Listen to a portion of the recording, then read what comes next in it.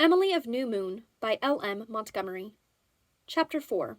A Family Conclave. Emily wakened at daylight the next morning. Through her low, uncurtained window, the splendor of the sunrise was coming in, and one faint, white star was still lingering in the crystal-green sky over the rooster pine. A fresh, sweet wind of dawn was blowing around the eaves. Ellen Green was sleeping in the big bed and snoring soundly. Except for that, the little house was very still. It was the chance for which Emily had waited. Very carefully, she slipped from her bed, tiptoed across the room, and opened the door. Mike uncoiled himself from the mat on the middle of the floor and followed her, rubbing his warm sides against her chilly little ankles. Almost guiltily, she crept down the bare, dark staircase. How the steps creaked! Surely it would waken everybody. But nobody appeared, and Emily got down and slipped into the parlor, drawing a long breath of relief as she closed the door. She almost ran across the room to the other door. Aunt Ruth's floral pillow still covered the glass of the casket. Emily, with a tightening of the lips that gave her face an odd resemblance to Aunt Elizabeth, lifted up the pillow and set it on the floor. "Oh, Father, Father," she whispered, putting her hand to her throat to keep something down. She stood there, a little shivering, white-clad figure, and looked at her father. This was to be her goodbye. She must say it when they were alone together. She would not say it before the Murrays. Father looked so beautiful. All the lines of pain had vanished. His face looked almost like a boy's, except for the silver hair above it. And he was smiling. Such a nice, whimsical, wise little smile, as if he had suddenly discovered something lovely and unexpected and surprising. She had seen many nice smiles on his face in life, but never one just like this. "Father, I didn't cry before them," she whispered. "I'm sure I didn't disgrace the stars. Not shaking hands with Aunt Ruth wasn't disgracing the stars, was it? Because she didn't really want me to. Oh, Father, I don't think any of them like me, unless perhaps Aunt Laura does a little. And I'm going to cry a little bit now, Father, because I can't keep it back all the time." She laid her face on the cold glass and sobbed bitterly but briefly. She must say goodbye before anyone found her. Raising her head, she looked long and earnestly at the beloved face. "Goodbye, dearest darling," she whispered chokingly. Dashing away her blinding tears, she replaced Aunt Ruth's pillow, hiding her father's face from her forever. Then she slipped out, intent on speedily regaining her room. At the door, she almost fell over Cousin Jimmy, who was sitting on a chair before it, swathed in a huge checked dressing gown, and nursing Mike. "Shh," he whispered, patting her on the shoulder. "I heard you coming down and followed you. I knew what you wanted. I've been sitting here to keep them out if any of them came after you. Here, take this, and hurry back to your bed, small pussy." This was a roll of peppermint lozenges. Emily clutched it and fled, overcome with shame at being seen by Cousin Jimmy in her nightgown. She hated peppermints and never ate them, but the fact of Cousin Jimmy Murray's kindness in giving them to her sent a thrill of delight to her heart. And he called her small pussy, too. She liked that. She had thought nobody would ever call her nice pet names again. Father had had so many of them for her. Sweetheart and Darling and Emily Child and Dear Wee Kidlet and Honey and Elfkin. He had a pet name for every mood, and she had loved them all. As for Cousin Jimmy, he was nice. Whatever part of him was missing, it wasn't his heart. She felt so grateful to him that after she was safely in her bed again, she forced herself to eat one of the lozenges, though it took all her grit to worry it down. The funeral was held that forenoon. For once, the lonesome little house in the hollow was filled. The coffin was taken into the parlor, and the Murrays, as mourners, sat stiffly and decorously all round it, Emily among them, pale and prim in her black dress. She sat between Aunt Elizabeth and Uncle Wallace, and dared not move a muscle. No other star was present. Her father had no near-living relatives. The Maywood people came and looked at his dead face with the freedom and insolent curiosity they would never have presumed on in life. Emily hated to have them looking at her father like that. They had no right. They hadn't been friendly to him while he was alive. They had said harsh things of him. Ellen Green had sometimes repeated them. Every glance that fell on him hurt Emily, but she sat still and gave no outward sign. Aunt Ruth said afterwards that she had never seen a child so absolutely devoid of all natural feeling. When the service was over, the Murrays rose and marched around the coffin for a dutiful look of farewell. Aunt Elizabeth took Emily's hand and tried to draw her along with them, but Emily pulled it back and shook her head. She had said her goodbye already. Aunt Elizabeth seemed for a moment to be on the point of insisting. Then she grimly swept onward alone, looking every inch a Murray. No scene must be made at a funeral. Douglas Starr was to be taken to Charlottetown for burial beside his wife. The Murrays were all going, but Emily was not to go. She watched the funeral procession as it wound up the long grassy hill, through the light grey rain that was beginning to fall. Emily was glad it was raining. Many a time she had heard Ellen Green say that happy was the corpse the rain fell on, and it was easier to see father go away in that soft, kind grey mist than through sparkling, laughing sunshine. "Well, I must say the funeral went off fine," said Ellen Green at her shoulder. "Everything's been done regardless. If your father was looking down from heaven at it, Emily, I'm sure he'd be pleased." "He isn't in heaven," said Emily. "Good gracious! Of all the children!" Ellen could say no more. "He isn't there yet. He's only on the way. He said he'd wait around and go slow until I died too, so that I could catch up with him. I hope I'll die soon." "That's a wicked, wicked thing to wish," rebuked Ellen. When the last buggy had disappeared, Emily went back to the sitting room, got a book out of the bookcase, and buried herself in the wing chair.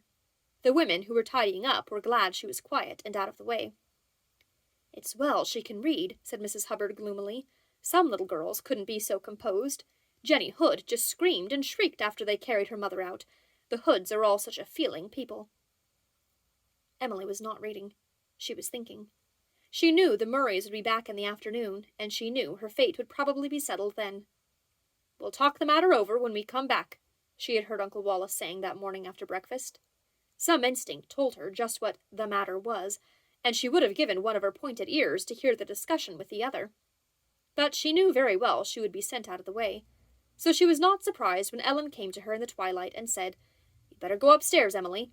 Your aunts and uncles are coming in here to talk over the business." "Can't I help to get supper?" asked Emily, who thought that if she were going and coming around the kitchen she might catch a word or two. "No, you'd be more bother than help.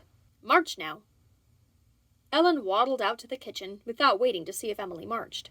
Emily got up reluctantly. How could she sleep tonight if she did not know what was going to happen to her? And she felt quite sure she would not be told till morning, if then. Her eyes fell on the oblong table in the center of the room. Its cloth was of generous proportions, falling in heavy folds to the floor. There was a flash of black stockings across the rug, a sudden disturbance of drapery, and then silence. Emily, on the floor under the table, arranged her legs comfortably and sat triumphant. She would hear what was decided, and nobody would be any the wiser. She had never been told that it was not considered strictly honorable to eavesdrop, no occasion for such instruction ever having arisen in her life with her father, and she considered that it was a bit of pure luck that she had thought of hiding under the table. She could even see dimly through the cloth. Her heart beat so loudly in her excitement that she was afraid they would hear it. There was no other sound, save the soft, far-away singing of frogs through the rain that sounded through the open window. In they came. Down they sat around the room. Emily held her breath. For a few minutes nobody spoke, though Aunt Eva sighed long and heavily. Then Uncle Wallace cleared his throat and said, "Well, what is to be done with the child?" Nobody was in a hurry to answer. Emily thought they would never speak. Finally Aunt Eva said with the whine, "She's such a difficult child. So odd. I can't understand her at all." "I think," said Aunt Laura timidly, "that she has what one might call an artistic temperament." "She's a spoiled child," said Aunt Ruth very decidedly. "There's work ahead to straighten out her manners, if you ask me." The little listener under the table turned her head and shot a scornful glance at Aunt Ruth through the tablecloth. "I think that your own manners have a slight curve." Emily did not dare even to murmur the words under her breath, but she shaped them with her mouth. This was a great relief and satisfaction. "I agree with you," said Aunt Eva, "and I, for one, do not feel equal to the task." Emily understood that this meant Uncle Wallace didn't mean to take her, and she rejoiced thereat. "The truth is," said Uncle Wallace, "Aunt Nancy ought to take her. She has more of this world's goods than any of us." "Aunt Nancy would never dream of taking her, and you know it well enough," said Uncle Oliver. "Besides, she's entirely too old to have the upbringing of a child. Her and that old witch Caroline. Upon my soul, I don't believe either of them is human. I would like to take Emily, but I feel that I can hardly do it. I've a large family to provide for." "She'll not likely live long to bother anyone," said Aunt Elizabeth crisply. "She'll probably die of consumption, same as her father did." I won't!" exclaimed Emily. At least she thought it, with such vim that it almost seemed that she exclaimed it. She forgot that she had wanted to die soon so that she could overtake father. She wanted to live now, just to put the Murrays in the wrong. I haven't any intention of dying. I'm going to live, for ages, and be a famous authoress. You'll just see if I don't, Aunt Elizabeth Murray. She is a weedy-looking child, acknowledged Uncle Wallace. Emily relieved her outraged feelings by making a face at Uncle Wallace through the tablecloth. If I ever possess a pig, I am going to name it after you, she thought, and then felt quite satisfied with her revenge. Somebody has to look after her as long as she's alive, though, you know, said Uncle Oliver. It would serve you all right if I did die, and you suffered terrible remorse for it all the rest of your lives, Emily thought. Then, in the pause that happened to follow, she dramatically pictured out her funeral, selected her pallbearers, and tried to choose the hymn verse that she wanted engraved on her tombstone. But before she could settle this, Uncle Wallace began again. Well, we are not getting anywhere. We have to look after the child. I wish you wouldn't call me the child, thought Emily bitterly. And some of us must give her a home. Juliet's daughter must not be left to the mercy of strangers. Personally, I feel that Eva's health is not equal to the care and training of a child. Of such a child, said Aunt Eva. Emily stuck out her tongue at Aunt Eva. Poor little soul, said Aunt Laura gently. Something frozen in Emily's heart melted at that moment. She was pitifully pleased over being called poor little soul so tenderly. I do not think you need pity her overmuch, Laura, said Uncle Wallace decidedly. It is evident that she has very little feeling. I have not seen her shed a tear since we came here. Did you notice that she would not even take a last look at her father? Said Aunt Elizabeth. Cousin Jimmy suddenly whistled at the ceiling. She feels so much that she has to hide it, said Aunt Laura. Uncle Wallace snorted. Don't you think we might take her, Elizabeth? Laura went on timidly. Aunt Elizabeth stirred restlessly. I don't suppose she'd be contented at New Moon with 3 old people like us. I would, thought Emily. Ruth, what about you? Said Uncle Wallace. You're all alone in that big house. It would be a good thing for you to have some company. I don't like her, said Aunt Ruth sharply. She is as sly as a snake. I'm not, thought Emily. With wise and careful training, many of her faults may be cured, said Uncle Wallace pompously. I don't want them cured. Emily was getting angrier and angrier all the time under the table. I like my faults better than I do your...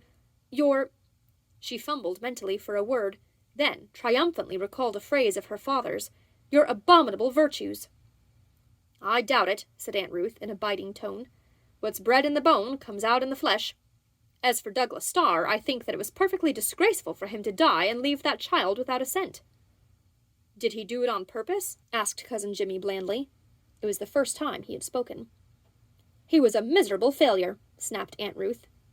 He wasn't, screamed Emily, suddenly sticking her head out from the tablecloth between the end legs of the table. For a moment the Murrays sat silent and motionless, as if her outburst had turned them to stone. Then Aunt Ruth rose, stalked to the table, and lifted the cloth, behind which Emily had retired in dismay, realizing what she had done. Get up and come out of that, Emily Starr, said Aunt Ruth. Emily Starr got up and came out. She was not specially frightened. She was too angry to be that. Her eyes had gone black and her cheeks crimson. What a little beauty! What a regular little beauty, said Cousin Jimmy. But nobody heard him. Aunt Ruth had the floor. You shameless little eavesdropper, she said. There's the Starr blood coming out. A Murray would never have done such a thing. You ought to be whipped. Father wasn't a failure, cried Emily, choking with anger. You had no right to call him a failure. Nobody who was loved as much as he was could be a failure. I don't believe anybody ever loved you. So it's you that's a failure. And I'm not going to die of consumption. Do you realize what a shameful thing you have been guilty of? Demanded Aunt Ruth, cold with anger. I wanted to hear what was going to become of me, cried Emily. I didn't know it was such a dreadful thing to do. I didn't know you were going to say such horrid things about me. Listeners never hear any good of themselves, said Aunt Elizabeth impressively. Your mother would never have done that, Emily. The bravado all went out of poor Emily. She felt guilty and miserable. Oh, so miserable. She hadn't known, but it seemed she had committed a terrible sin. Go upstairs, said Aunt Ruth. Emily went, without a protest, but before going she looked around the room. While I was under the table, she said, I made a face at Uncle Wallace, and stuck my tongue out at Aunt Eva.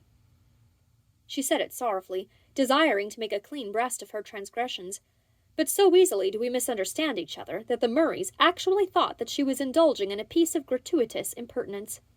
When the door had closed behind her, they all, except Aunt Laura and Cousin Jimmy, shook their heads and groaned. Emily went upstairs in a state of bitter humiliation. She felt that she had done something that gave the Murrays the right to despise her, and they thought it was the star coming out in her, and she had not even found out what her fate was to be. She looked dismally at little Emily in the glass. I didn't know, she whispered.